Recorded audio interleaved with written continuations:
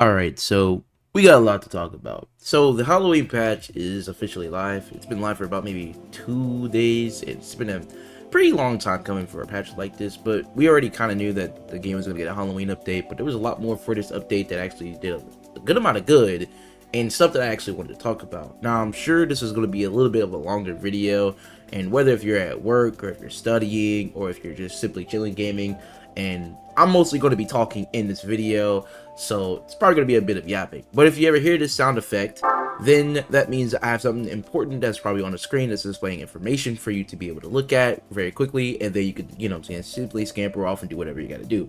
But I got to get into the nitty gritty of this shit because I actually enjoy and like this patch because it fixed a lot of stuff that was going on with SMGs. And honestly, for the new pistol, I for real got to talk about it because I feel like this thing is a top tier weapons. But before we get into that, let's just talk about just the idea of the balance changes for the SMGs. Now the SMGs got, most of the SMGs, if not more of the core SMGs, has gotten a complete balance pass across the board. I'm gonna flash, you know what I'm saying, some images on the screen for the SMGs that maybe you're looking for. Stuff like the PMG. The PMG feels amazing, man. Like I used it not too long ago with this balance update, and man, I swear it doesn't even feel like as if I'm actually gambling with the weapon. It actually feels like if I play at a comfortable range, it'll do well. Sometimes it'll, it'll register hits, but most times you know what I'm saying, most times it'll register, sometimes it'll miss, but you still have a good, decent satisfaction of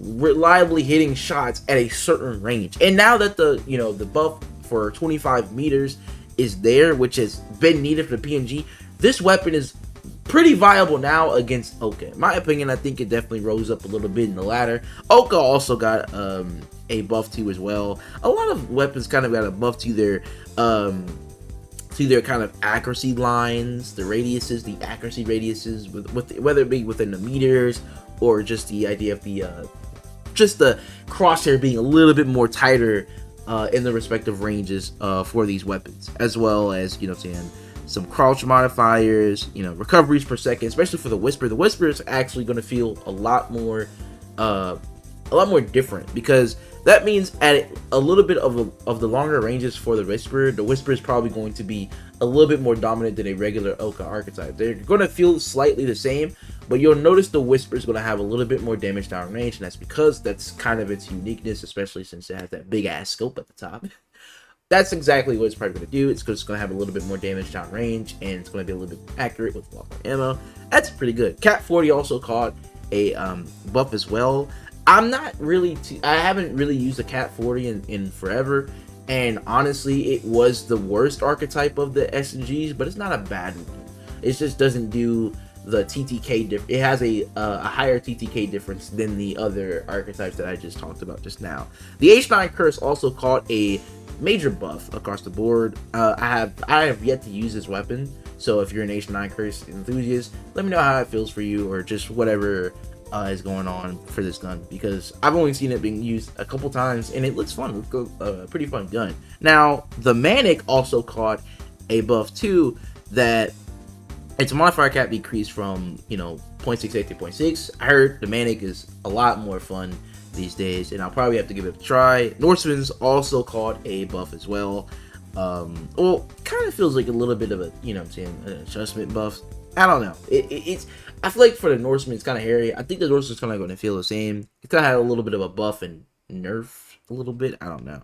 But something that they did that honestly is going to speed up, getting ammo a lot more quicker, is for the pistol balance. They reduced the delay for all traditional secondary weapons from 1 second to 0.5 seconds, which means you'll literally be able to reload all of your secondaries really quick, like really quick. And now this excludes the flare gun and the firework launcher, because obviously that shit would be oh my lord, I could make a separate video on those fucking guns, man. I'm not even gonna lie to you, those shits are fucking annoying, man.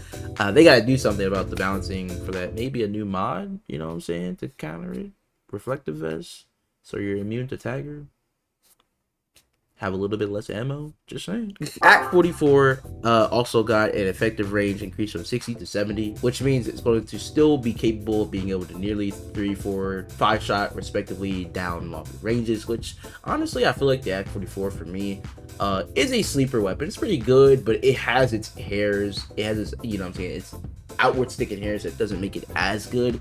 But I do think the 44 is still viable in today's, I guess, kind of meta, in which we're going to talk about with the pulse check. The Obeer got a minimum damage range increase from 80 to 85 meters, so basically increases the range outwards, so it's going to be a lot more of a longer rifle, giving it its former glory back. I still think it won't be, it's still good that it caught a buff because it was underpowered, but I still think it is underpowered because, like I said, a lot of the other weapons that overshadow the effectiveness of what the Obeer used to be like because of its damage, because it had over damage, is the simple resort of just overhauling other weapons and buffing other weapons that, you know what I'm saying, was how other weapons can perform better than the Obeer in those respective ranges. But I do think the Obeer is still good. I just think that there's a better solutions, and still with the very consistent solution is the Oblivion, which caught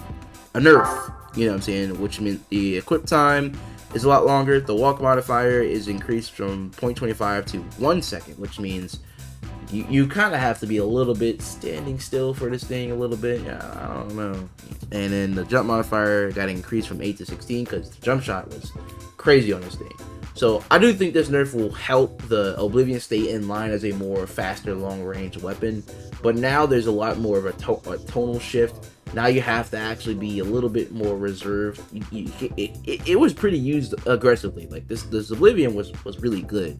So the carbine also caught a accuracy buff, because with everything being balanced for the SMGs, the carbine would have definitely fell short because it already has been falling short.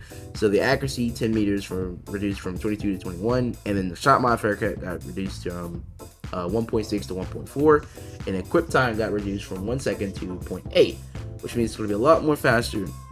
And the per shot modifier is going to be a lot more accurate each shot. Still, it's still going to have a little bit more accuracy, which means, and they even said in the dev note that it's going to make running cooling jacket a lot more of a compelling option. Like you'll be able to use it a lot more consistently again and whatnot. There's a lot of more of miscellaneous changes. I'm going to pop them up on screen right now, whatnot. But we got to talk about the pulse check, because it's the legendary that was supposed to be coming out with the Legends update, but I figured since it's been a decent bit of a while for them to post an update, it has been like nearly over, going up into the 2-month range. They wanted to get this weapon out for people, for like kind of like in quotations new content until the Legends update comes out, because it's going to go Halloween event, and then I'm pretty sure it's going to be the AMA and then the Legends update, because they want to get that out before the Christmas event. So I'm thinking that the Legends event, or just the Legends update, is going to be around in the November range, or it could be after Halloween, but I really doubt it. I think it's going to be in the, you know what I'm saying, the November range, a little bit in the midsection of November, leading into December's Halloween event, December's Christmas event. Let's talk about the pulse check, because this is a sleeper weapon, and I feel like a lot of people have already kind of made up their mind about this weapon. And I'm going to say it right now, I think this weapon falls very well in between the meta. As for someone that, you know, uses the 45 and has used other secondaries, I feel like for a lot of the other secondaries, we need buffs nearly across the board for even other legendary SMGs, because they just don't feel viable. Like the OCSPs, like, what are we doing? Like, what are we doing? The OCSPs, and I would even say the FBW needs a buff, because I feel like what the Joker 9 pulse check is doing correctly is making it seem like as if it's a great starter pistol outright on its own. It has a feel of the FBW with the 45 TTK at being at 0.8 respectively, but just requiring an extra shot. And I know a lot of people are going to be saying, well, what's the point of running this whenever it requires an extra shot? And that is simply the consistency and the speed. And honestly, I had a lot of fun with this weapon. Like, once I got used to using the pulse check, honestly, I could see reasons on why people would want to run a pulse check over the 45, and that's mostly because, like I said, you have plenty of ammo in the reserves, so you have a lot more of a chance to be aggressive. If you notice someone, you know, use all their 45 ammo or just all their ammo in general, you could be a lot more aggressive. You're also off the radar for literally the first 6 to 7 shots, so you could be as progressively sneaky with this weapon as a more reserved or an aggressive fashion. Like you can use it for flanking. You know what I'm saying, retreating, you're just completely gone. You have nothing to worry about. You don't pop up on the radar, which is why the pulse check to me honestly just moves up to the A tier. I don't think it's an S tier weapon, and that's because it being a 15-meter pistol, and I'm not saying that we need a buff, an effect like a buff for the range. I think the range is perfect, because if we have a higher range fast firing pistol, we're gonna have issues. Okay, we already have the FBW, which still is falling short. It's a good beginner pistol, but it falls short because of TTK, and it's just the idea of just nearly every other pistol is better because of its range factors and its TTK factors. I feel like FBW is used as a kind of, if you like the FBW, you would use it, but you know why you have that that downside to you, because you don't have the TTK like how the 45 is and whatnot, or you just don't like the 45 or you know, and whatnot. So I just feel like for the pulse check, it's a perfect, and we're gonna get a contact version. We talked about this in the last video. We're getting the contact Joker M9 as well with the Legends update, so eventually people are going to be able to level up and even get this weapon, you know what I'm saying, for leasing, which is like a perfect blend between the 45 and the FBW.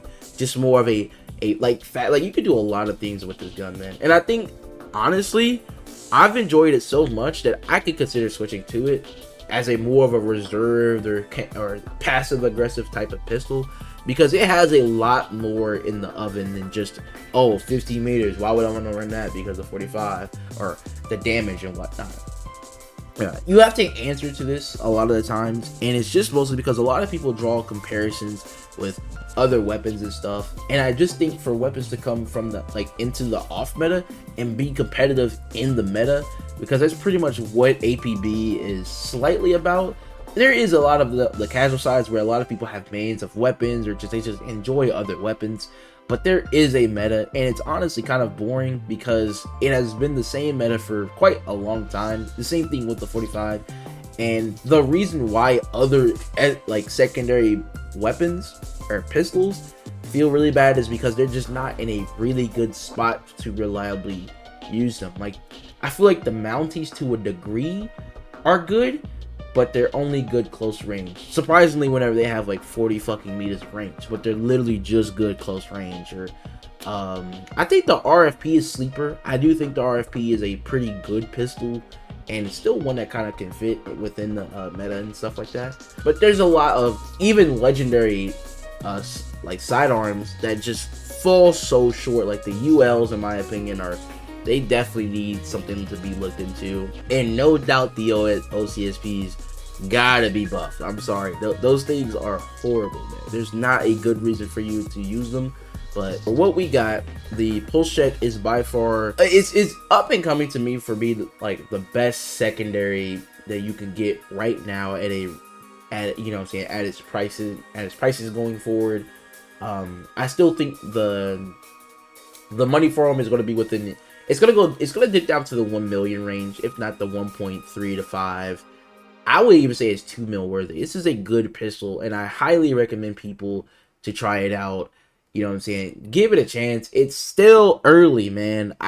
It was funny seeing people write it off literally a day because it's not like the 45. It doesn't 5-shot like the 45. It's like, if you keep like obviously, but man, obviously you won't really, you know, explore different type of play, because it's a different play style option. So you legitimately have to slightly switch it up a little bit. And I just think that the pulse check can easily fit within the meta. If you are, you know what I'm saying, someone that is looking for a faster firing pistol with good consistency and speed, it can be a little inaccurate afterwards going outwards of the 15 meters of range, but hey, you know, it can't be too accurate. So yeah, and I think that's all I have to pretty much say for this update. It's a really good update, honestly. I mean, we still have the Halloween event, the same one that we had last year. It's the reason why I didn't want to, you know what I'm saying, try and break down or anything like that, because people have been screaming for the Headless Horseman event, and knowing the game right now, it's busted. It's exploited. That's the reason why it's not back, but hopefully it does come back probably in another year or something like that when they get it fixed. But we're looking forward into going into Legends update, which means there might be some adjustments going on for the board for that update. And yeah, I simply can't wait. Anyways, thank you guys for watching. And as always, peace.